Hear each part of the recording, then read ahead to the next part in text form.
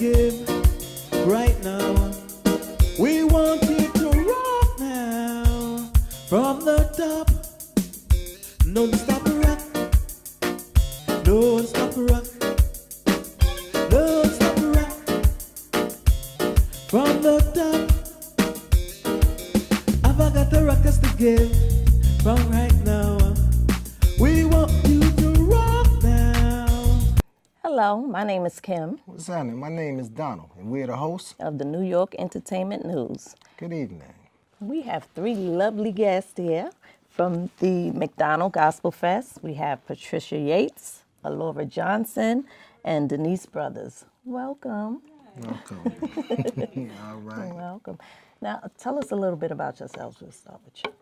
Okay, hello, thank you. I'm Patricia Yates, and I have been singing with the McDonald's Choir for over 11 years. And I had a chance to sing with a lot of artists during the annual Gospel Fest, which is always at the Prudential Center. I'm background singer, soprano, and I had a chance to sing with Fantasia this season. Last season, we did Vicky Wine, and we have done Hezekiah Walker. And it's a lot of fun. We also have done plays. My first play was last year. That was I'll Be Home for Christmas at the Dempsey Theater. And then we have an upcoming play coming up September the 23rd of this year called In Name Only, Love is Not a Struggle. Nice. And it's basic. I play the First Lady in this production. I play Annabelle Lee Johnson. And it's about a man who has 7 women. It's drama. It's comedy. All right, y'all. We at the final stage of the show, and what we're gonna do right now, we're gonna go into a song by the ladies. Or we're gonna go into 3 different songs, but I know one thing, we got some singing coming for y'all. You heard me. All right. You ready? Stay tuned. Y'all ready? Okay. My track. Now they gotta get at the curtain to sing their song, because I don't think they're gonna sing the song sitting right there. They gonna be against the curtain singing, bro. Yeah, I do. But I wanna- How you gonna do that song? Yeah. You don't want to do the closing first, and they can put it. We can Start practice off first, with, practice oh, it. Yeah, okay. you Go can ahead. practice. All Practice, right. yeah. 1, 2, 3. Oh, happy day. Happy day. Oh, happy day. Happy day. You're doing the lead part, you know. When Jesus You're was. supposed to do No, I don't want to do the lead. Okay, that's what you're doing. No. Listen, she's starting. Oh, Okay. happy day. You're the lead. Oh, Okay. happy. You repeat, right? All right. And then we fall behind her. I got you. Okay? All right, go. Okay, that's right. Oh, happy day. Oh, happy day. Oh, happy day. Oh, happy day. When Jesus won. When Jesus washed. When Jesus won. When Jesus washed. When Jesus won. When Jesus washed. He washed my sins away. Oh, happy day. Oh, happy day. Oh, happy day. Oh, happy day. Oh, happy day. When Jesus won. When Jesus washed. Oh, when he won. When Jesus washed. Oh, when he won. When Jesus washed. He washed my sins away. Oh, happy day. Oh, it was a happy day. Oh, happy day. He taught me how. He taught me how To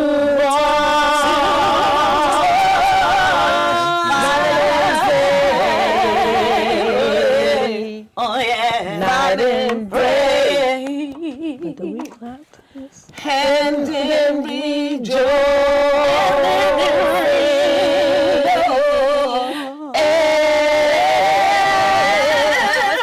Every day. Oh yes, he is. Every day. I guess do a little bit, right?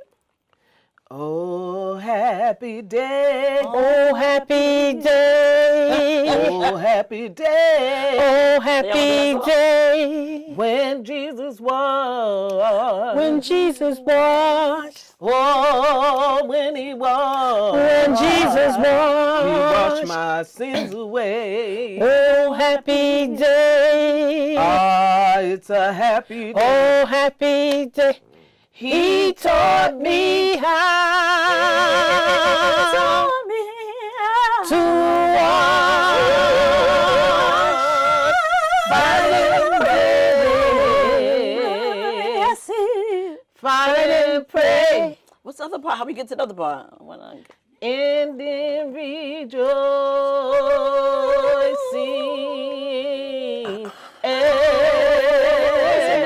Yes, it's a mess. Because I'm not high enough. Yes. I'm not Every high day. enough. But y'all got to come up on your notes. Oh, happy day. Not high enough. Oh, I can't bring, I happy need to bring my voice up. I day. can't. She's pulling me down. I need to go up. Oh, happy day. Y'all don't want me to teach y'all, do you? Yeah, please do. She said, Please do. oh, Lord. Do we have to do this song? I shouldn't. I don't think we should. So what Because it's song not should we do working. then? It sounds, You don't want to say? and it's a lot of mess about to happen in that I story. bet. I bet. Let me ask you a question, Pop. Hold on. Can we cut for a second? Can we cut for a second? Light of mine. Okay, all right, y'all ready? Okay. We're going to do this little light of mine because that everybody knows that. They can And sing we too. lead it out. Okay, now coming back in. As we coming back in, y'all three are gonna look in the camera. Okay. And y'all gonna tell them that you have a song for them. Okay. Okay? Y'all gonna tell them y'all have a song for them. We're gonna let y'all regulate this part right here. We just gonna walk in behind y'all, get our clap. We gonna get from church picture. Okay. This little light of mine. Count it. You say it, Denise. Huh? You say Denise. Denise, you say it. All right. Hit it. Hi. We got a little song for you. We need participation with hand clapping. And the song is This Little Light of Mine. I'm gonna let it shine. Oh, this little light of mine. I'm gonna let it shine. This little light of mine. Lord, I'm gonna let it shine. Let it shine. Let it shine. Let it shine. Well, everywhere I go, Lord, I'm gonna let it shine. Oh, everywhere I go, Lord, I'm gonna let it shine. Oh, everywhere I go, Lord, I'm gonna let it shine. Let it shine. Let it shine. Let it shine. They said I'm on the battlefield for my Lord. I'm gonna let it shine. Yes, I'm on the battlefield for my Lord. I'm gonna let it shine. Said I promise him that I will do him till I die.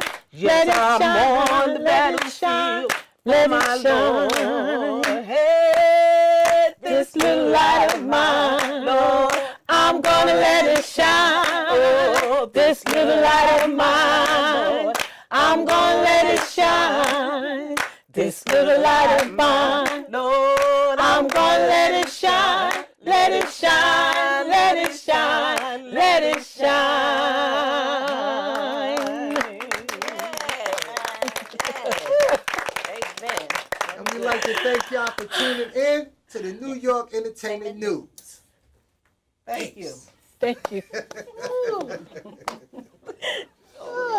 Cut it.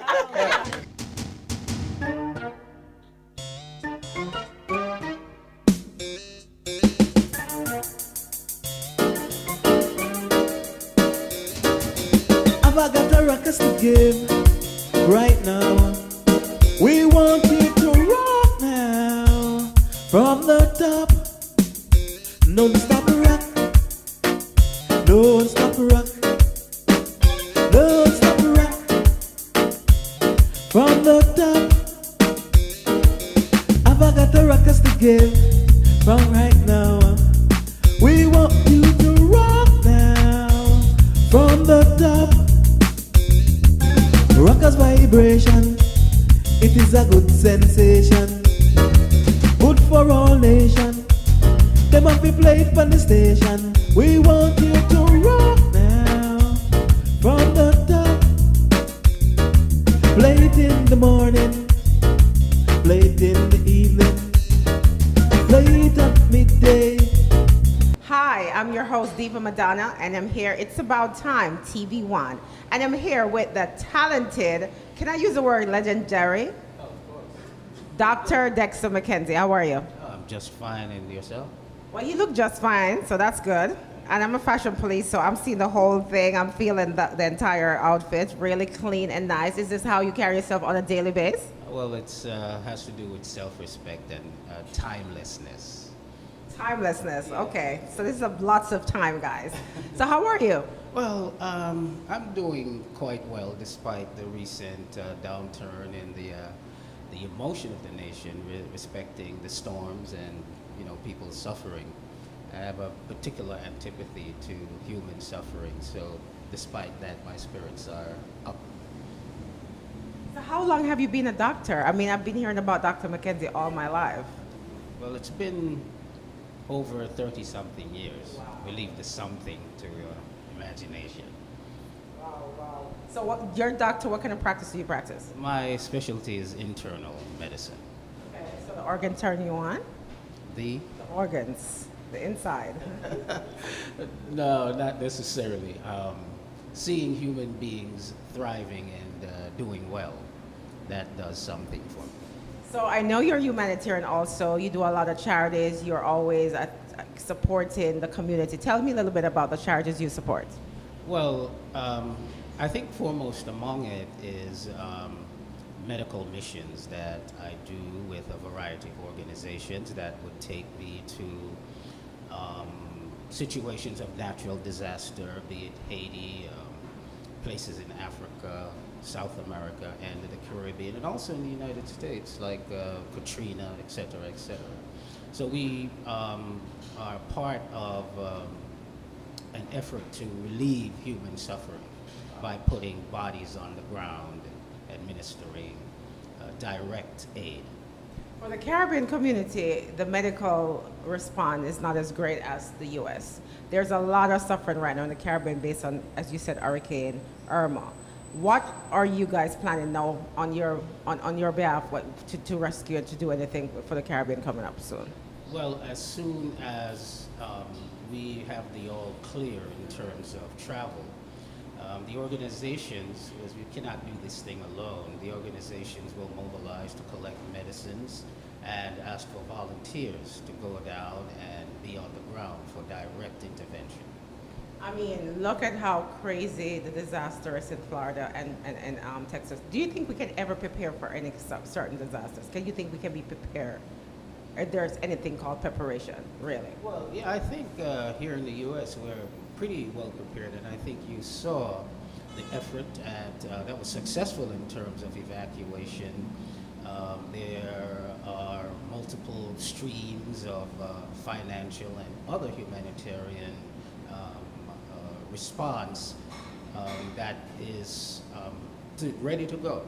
So I think, yes, we can be prepared, but we cannot, at this point, preclude a disaster from happening, but it's how we respond.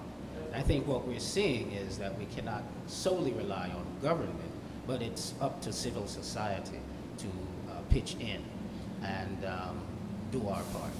As I always say, disaster don't see colors, disaster don't see racism, disaster does not see politics.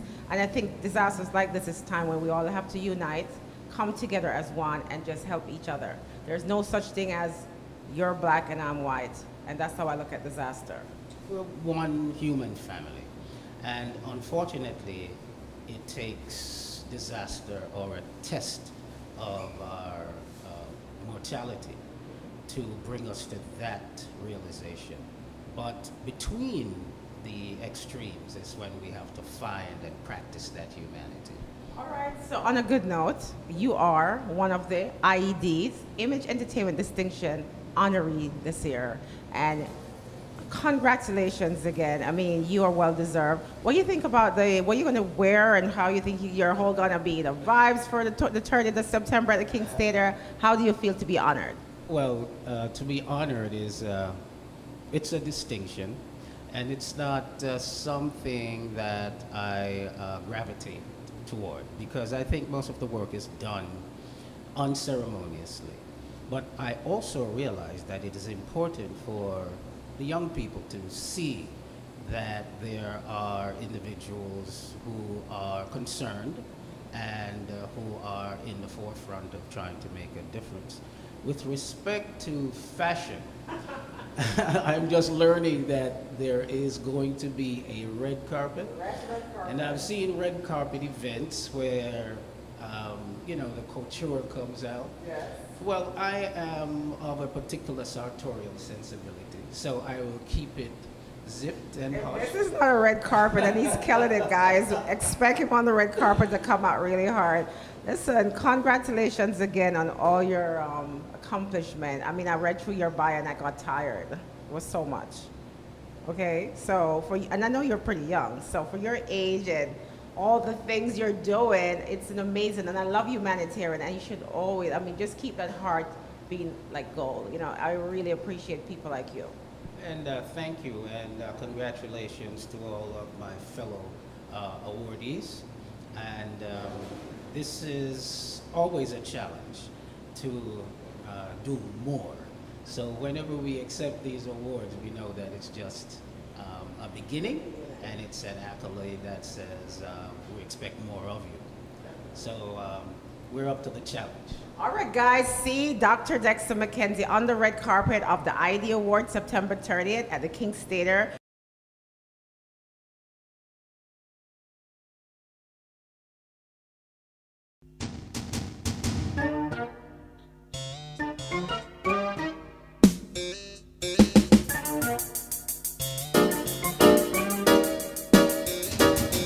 I've got a ruckus to give right now.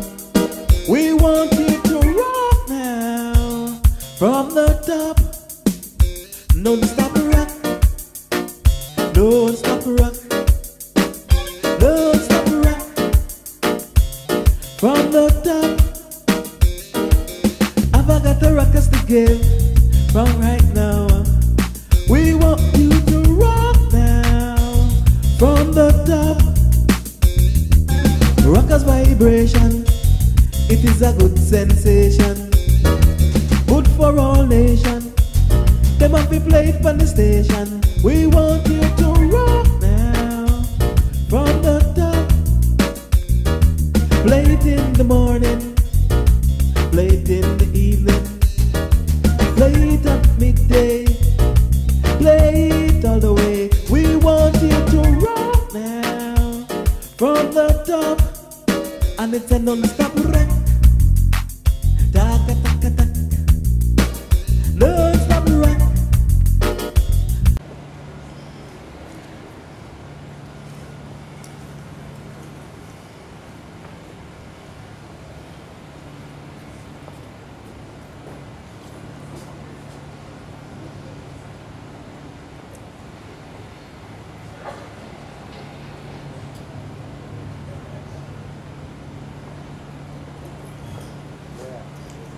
Thank you, sir. Good morning. My name is Robert White. I am a New York City resident, native New Yorker, and active and a proud resident of New York City housing. I live in Red Hook houses. And for the longest time, I didn't believe in climate change. Hurricane Sandy changed that for me. And after what I saw over the past 2 weeks in Texas, in the Caribbean, and in Florida, we are seeing it again, that it's real, very real. Like I said, I live in Red Hook houses, and when we heard Sandy was coming, I didn't evacuate. I went down to the waterfront, and I saw that the water was choppy, and I was like, this ain't gonna be nothing. I was very wrong. A lot of us was very wrong. Only a few hours later, the streets were filled with like 5 feet of water. I wanted to save my vehicle, but I was like, nah, the water is way too high.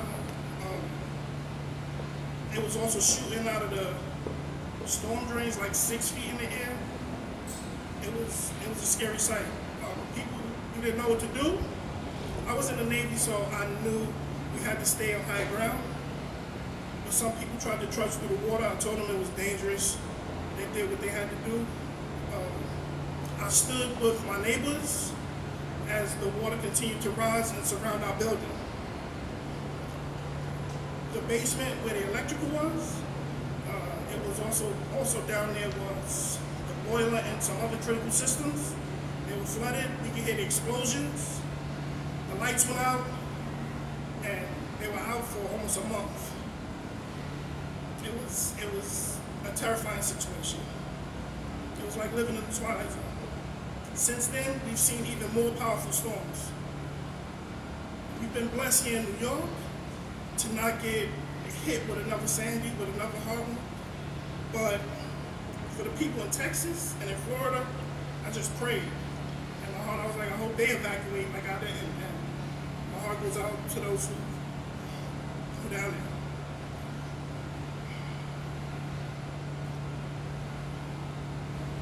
After Sandy, I started working with the NYCHA Sandy recovery team. And I know now, like, climate change is real. It's very real, and we can fight it. I know we can fight it. We must be prepared for these 100-year storms to come more often, and they are. They're coming far more frequently. It is my honor and my pleasure to be here today to express my story and also to introduce our mayor, Mr. Blasio. As a NYCHA resident, as a New Yorker, I know how hard, how passionately he fights for me, for my family, for my community, for New York, period, for New Yorkers. And I'm proud to join him in this fight, to fight climate change. I'm proud to live in a city that takes climate change very seriously, that recognizes what I went through, what we went through, and is taking the necessary and decisive actions to protect us. Thank you.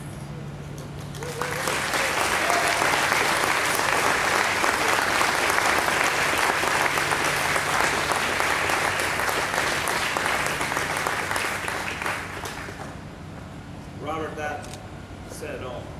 That was so powerful.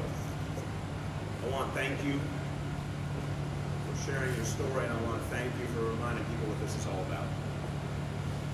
Robert served, as I said, in the U.S. Navy, so he has long since shown us his devotion to serving others. And he does it now, helping to protect people in the community through his work with NYCHA.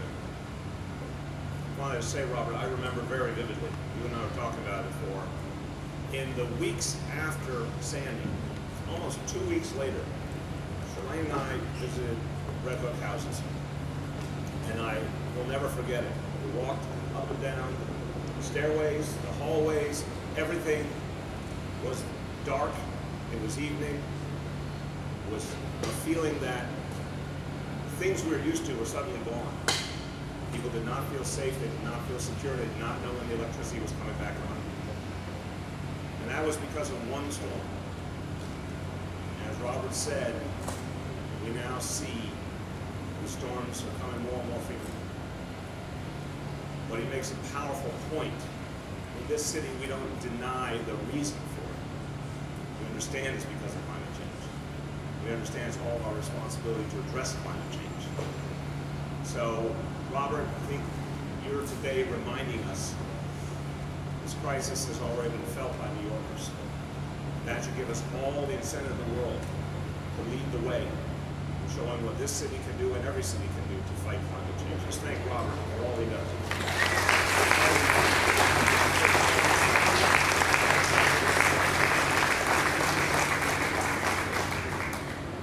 Before I get into today's announcement, I want to thank everyone who's standing behind me. I want to thank the members of my administration. The different agencies represented here are 100% devoted to fighting climate change. For all the leaders of the administration, this is a labor of love. This is something I think about every day. Today's announcement is the first in a series.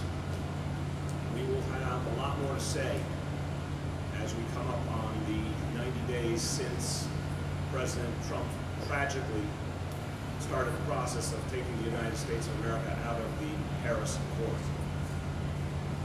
We are going to make very clear that the city of New York is using every tool at its disposal to address climate change. So I want everyone to recognize it's the leaders of the administration here behind me who are doing all this work every day and who feel it passionately and believe it can be done. Let's give them a big round of applause.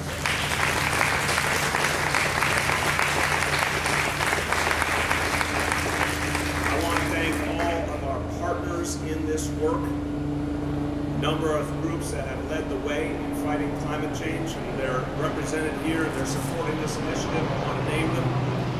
Let's clap for all of them. The Center for New York City Neighborhoods, the New York League of Conservation Voters, Enterprise Community Partners, Building Energy Exchange, C40, Community Preservation Corporation, the American Institute of Architects, the Solon Foundation, the Urban Sustainability Directors Network, Block Power, the New York City Panel on Climate Change, and the Building and Construction Trades Council, all united in common cause. So, we wanted to make this announcement at this particular site for a reason, because it's still not widely understood that the number one problem comes to deepening climate change and creating emissions and pollution in the city, number one problem is those buildings you see behind you. We all, when we think about pollution, it's understandable we think about vehicles, but these buildings actually are the biggest problem that has not yet been addressed in this city. And it's a dense city with so many buildings that are still antiquated in the way that they are run. And if we don't address this, we can't turn the corner on climate change in this city. And that's true in many places in the world. So, we love our skyline. We look to it with pride, but we also have to be honest. That's part of the problem, and it needs to be addressed. And the other reason we want to be here is because of our beautiful harbor, the water that surrounds us. For centuries, it's been our friend. It's been the reason New York City thrived. It's allowing us to do things like NYC Ferry. There's a lot of wonderful things about being a coastal city, but it's also a reminder that in the era of climate change, that water can also be a danger if we don't get at the root cause. But we have a chance in our time to address this problem once and for all, but we have to be a lot more aggressive than our predecessors were all over this country and in Washington. We, in this generation, have to set a different pace. So that's what we're here to talk about today. It's time for a different set of rules in this city to address climate change. And I want to make clear at the outset, it's easy to say, what can a city do, what can a state do in light of the mistakes being made in Washington? I understand that question, but I would remind people that's exactly the wrong way to look at this crisis. If you wait on Washington to solve all your problems, you'll be waiting in vain. In the end, life is lived here in this city and in cities all over the country, all over the world. We have to solve our own problems. And we have extraordinary ability to do so. So we're clear about the fact that we're not waiting on President Trump and his cabinet of deniers to address this crisis. We have no such illusion. We understand it's our responsibility. We're not going to put our heads in the sand. We're not going to run away from the Paris Accord. In fact, we're going to embrace it even more intensely than ever. It is a sad statement that the actions of the President of the United States are putting his own hometown at risk. That's the truth. By stepping away from the Paris Agreement, President Trump has endangered New York City. But New York City is not going to take it lying down. We're going to take matters into our own hands. And it's important that we feel that we are fighting this crisis like our lives depend on it, because in fact they do. It's a life and death matter. It's interesting, a lot of millennials, I think, get this with particular sharpness. They've grown up understanding their lives are on the line. For a lot of us, it means our children, our grandchildren's lives are on the line. It's not an abstract matter anymore. Just like Robert said, we've actually seen it, we've actually felt it. Now we have a chance to do something about it. So, when President Trump started the process of removing the United States from the Paris Agreement, we said, not only are we going to align to the Paris Agreement, we are going to go farther, because this city and cities around the country and states around the country have to make up for the errors of our president and our national government.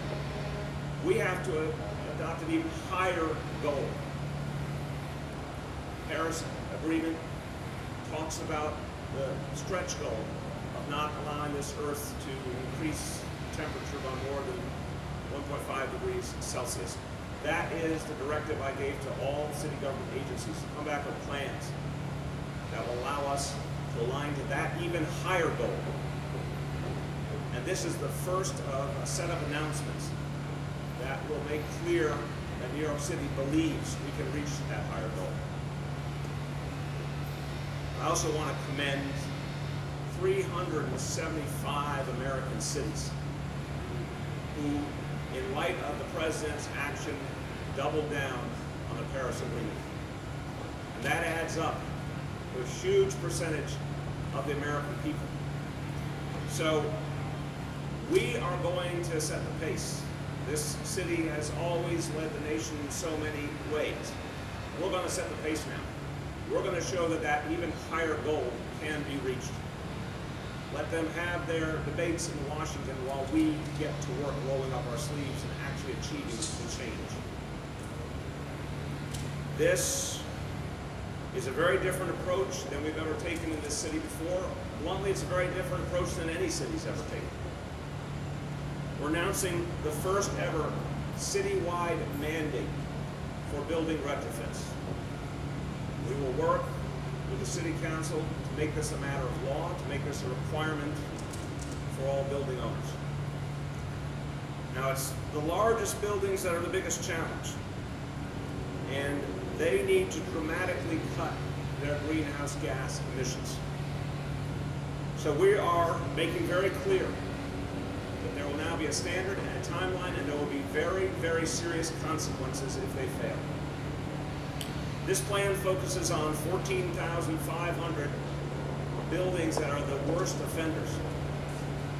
They produce nearly, it's an amazing figure, these 14,500 buildings produce nearly 1/4 of the city's emissions.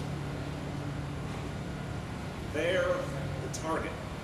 We fix them, we fix the situation in this city profoundly.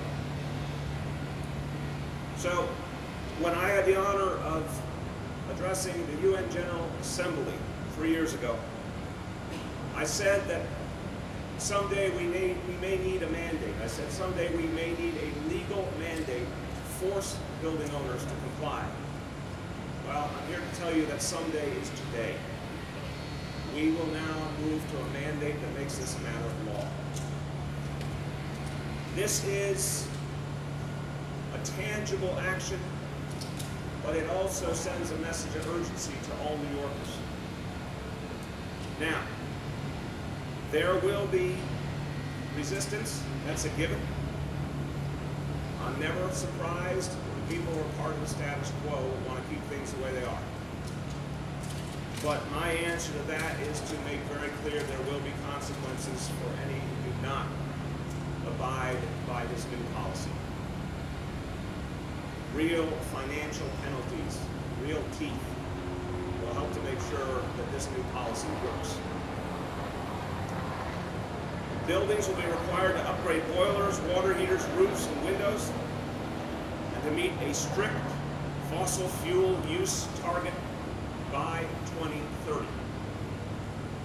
Now, we are ready to help those who truly need help. Let's be clear, there are some smaller buildings owned by owners of limited means. They genuinely do need help.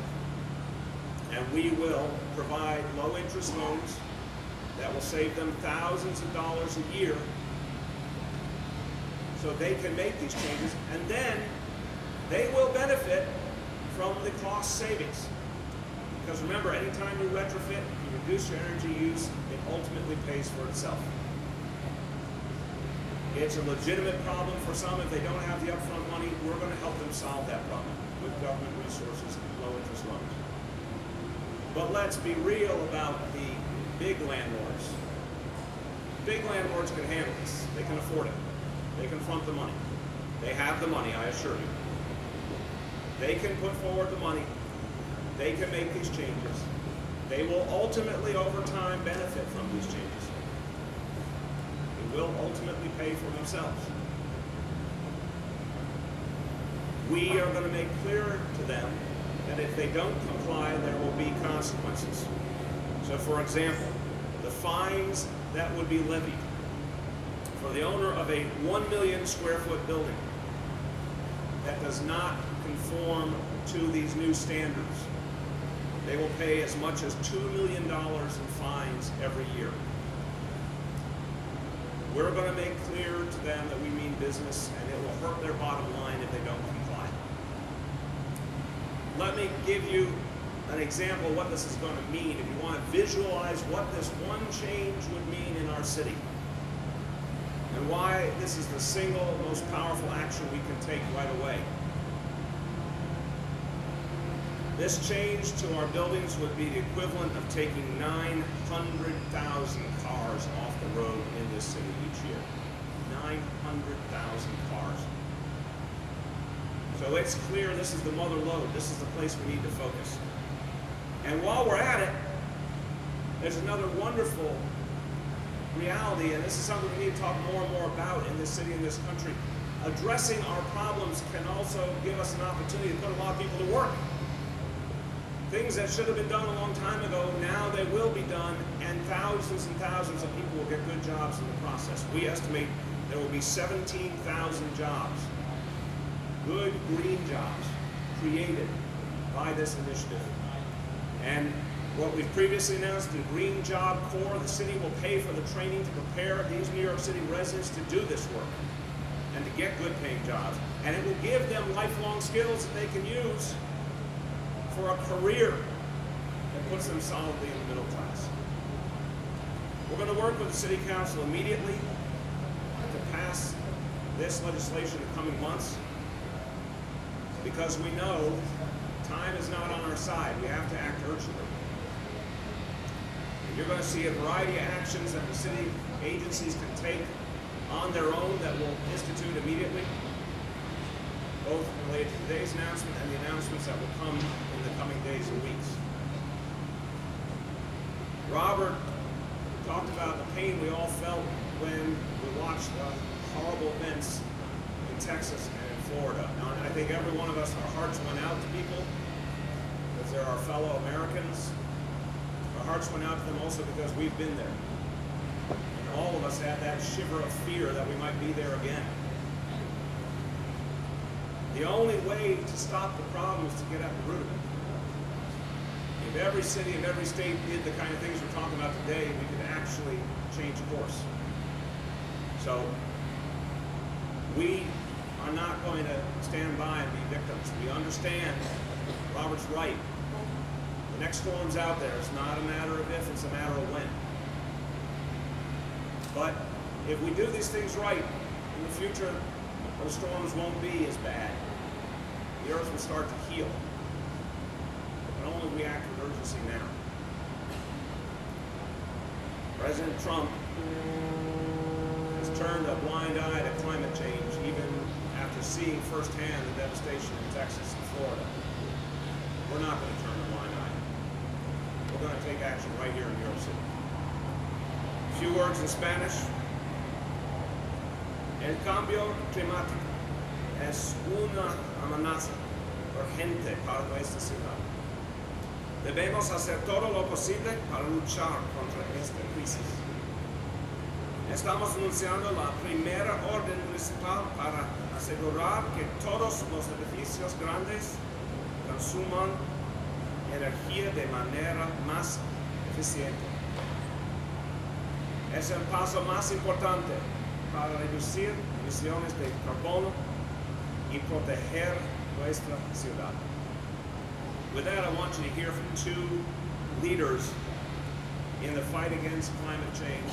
They represent two organizations that long ago warned us and helped to change the consciousness and are helping to lead the charge to save the earth. I first want to bring to you a good friend, the director of the Northeast Energy and Sustainable Communities Energy and Transportation Program at the Natural Resources Defense Council, Donna De Costanza.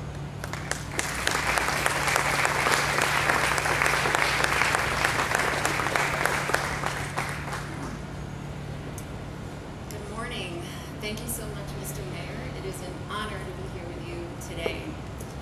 With the tremendous threat of climate change and a Trump administration that is hostile to doing anything to address it and is actually doing all it can to move us in the opposite direction, now more than ever, it is important for cities and states to step up and take the lead. In the United States, cities represent more than 60% of our greenhouse gas emissions, and so play a critical role in fighting the biggest environmental challenge of our time.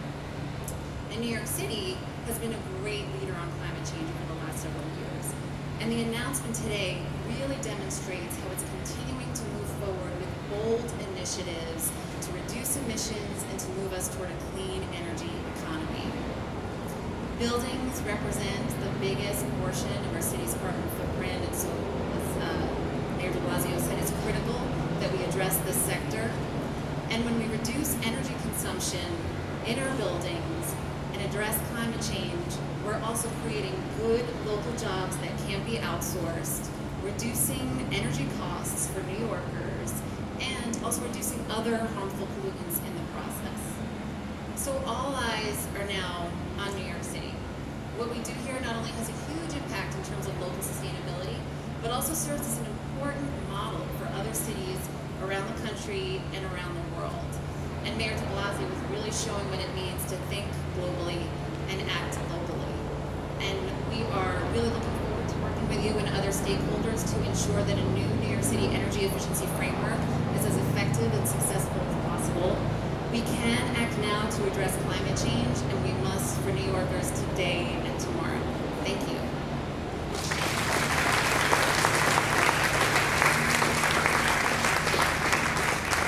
Thank you so much, Donna. And now my pleasure to introduce the Chief of Strategy, Global Energy and Finance, and the New York Regional Director for the Environmental Defense Fund, Andy Darrow.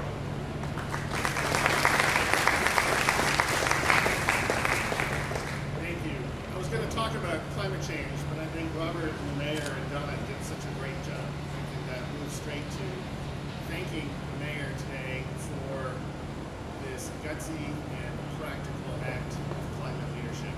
I'm calling it gutsy and practical really for these reasons. It's gutsy because it takes on the largest and the most important source of greenhouse gas emissions in New York City. Two-thirds of the energy, two-thirds of our greenhouse gas footprint here in New York City is the energy that's used in buildings that we see all around us. And it's practical because it both slashes pollution, it also lowers bills, and it creates jobs.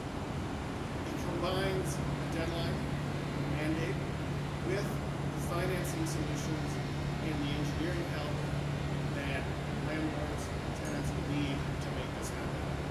And it's a fair approach because it gives special consideration to low-income building owners, and it launches now a process where these proposals will go through the city council, and there'll be lots of opportunity for advocates like us and many other advocates to work with the mayor and the city council to make sure that we get these pieces right.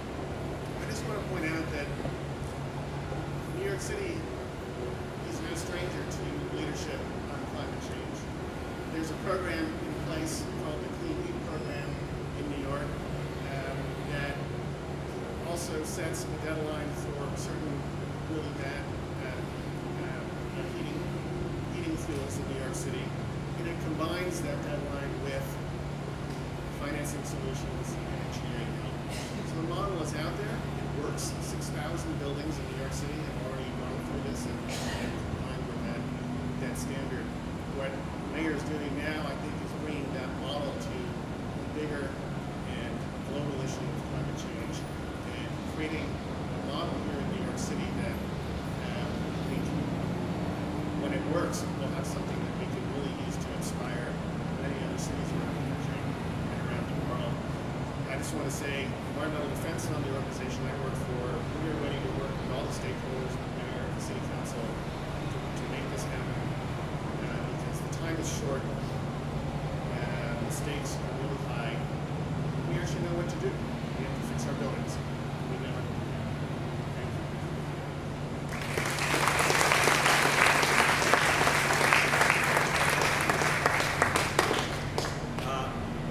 One last thing I want to say before we take questions on this announcement. I am particularly appreciative. I mentioned that for the members of my administration, it's been a labor of love to work on this. And I want to do a particular thanks to the team at City Hall. The agencies have been deeply involved, and they're going to be where the rubber hits the road in so many cases. But I want to say the passion for making these changes at City Hall has been extraordinary, from pushing even farther than was ever previously imagined. So I want to give a special thanks to our first Deputy Mayor, Tony Shorus, and to Mark Chambers, our Director of Sustainability, Dan Zerler, our Director of Resiliency. Let's give them all a big round of applause.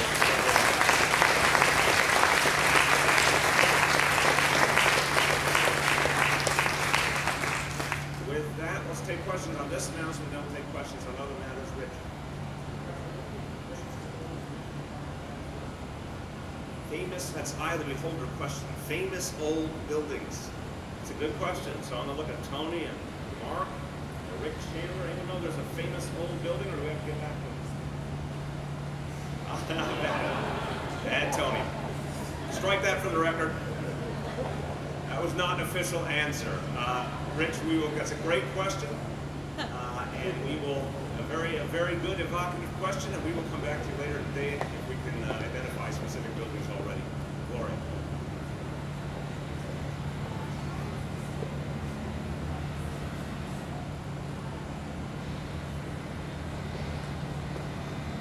Yes.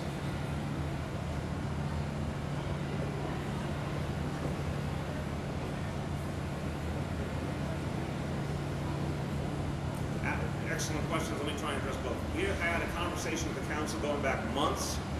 I spoke to the speaker yesterday about this, and our teams have been talking literally for months and months. There's a high level of alignment. There's still some issues the council is working on. We felt this package was ready to go now. We wanted to put it out because we need to get it to work.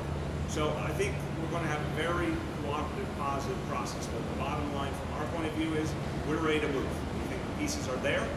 As Andy said, there's going to be a legislative process, so fine-tuning will occur naturally in that. But I would predict a high level of alignment.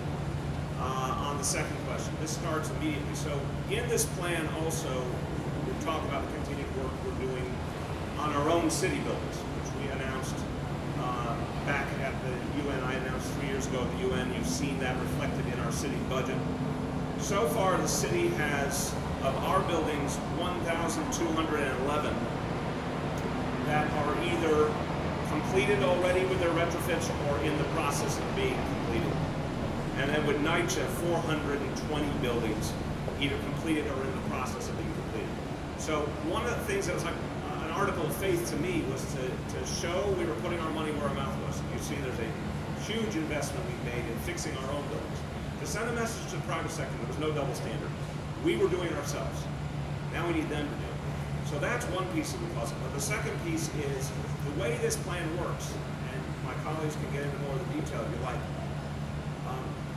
We push the building owners to use their existing replacement cycles to maximum impact. So they were already, in many cases, going to be making changes and upgrades.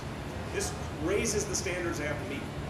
And since we're being told right now, these standards are looming right ahead, and there's real consequences attached. It's an encouragement for those who are making those changes to make the changes to this standard right now. That's probably on average 500 to 1,000 buildings a year, just naturally, because every building's on a different replacement cycle. We also believe the financing is going to encourage a lot of smaller buildings to start taking advantage of this opportunity sooner, because they can get an even better deal than they could with private lenders. So this is something you'll start to see the effect of right away. It culminates in 2030, but the impact will start to be felt year by year. Other questions? Yes, what?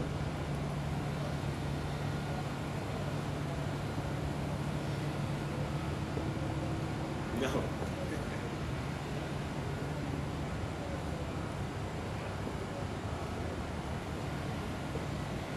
I cannot tell a lie about being expert about whether our two very small buildings meet these standards, but I can say, as we have been improving the buildings, we've been putting energy efficiency elements into them. So I'd be happy to come back with a clearer answer, but we've tried to do that as we've gone along. So,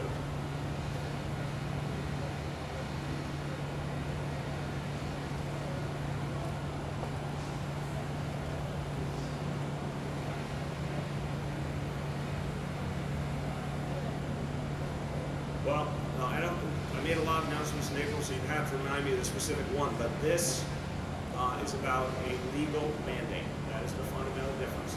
We foreshadowed years ago that if we, in our dealings with the private sector, did not see enough progress, we would move to a legal mandate. Now we are formally moving to a legal mandate. Yes, sir. Windows, yep.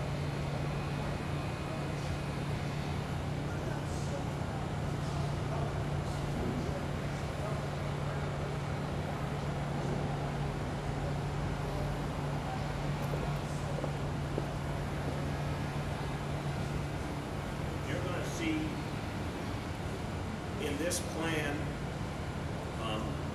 further investments by the city in using solar in our buildings. Obviously, we have solar on the top of City Hall. We have solar on a number of our schools. That's going to keep growing. That's going to be part of this plan. Up ahead a little bit more, we're going to be putting forward plans about greater use of renewables for New York City as a whole. That plan has still got a little more work to be done.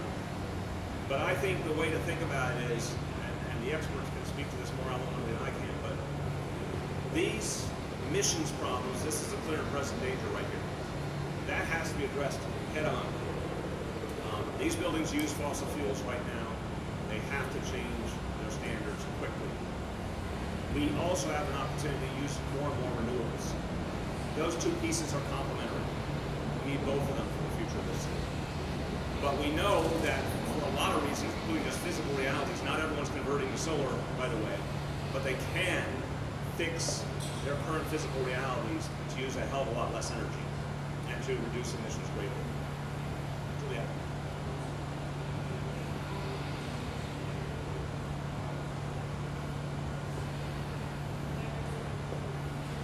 You mean like specific examples? Let me see if Tony or Mark want to speak to that.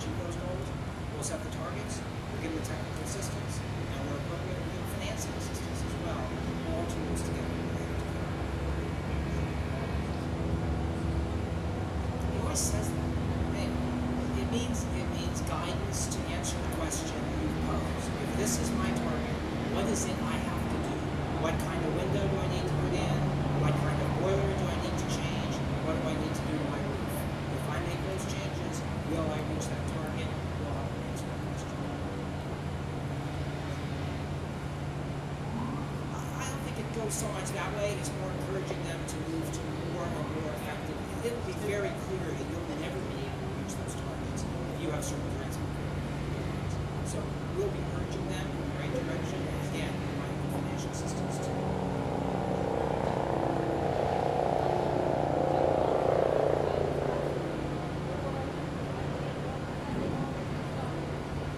That's a question I want one of our experts to speak to. Mark knows, do all the buildings use fossil fuel, or have they started conversion to renewables? I think the answer is too many still is fossil fuel, but you can speak to the specifics. Absolutely. So I think the big distinction is that fossil fuels are typically used for heating and hot water. A lot of big buildings also utilize steam energy. So yes, many buildings have made conversions, but it's not a wholesale conversion. It's about reducing the overall demand, both on for heating and hot water as well as for electricity.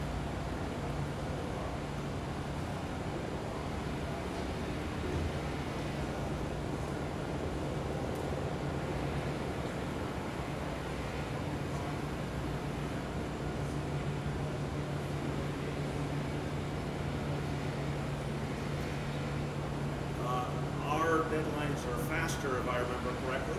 So I have the Zach Camillo, our DCAS commissioner, come up on the specifics, but we, as you can hear from the numbers, I'm going to repeat them, that with city buildings 1,211 already completed or in progress, 420 NYCHA buildings completed or in progress.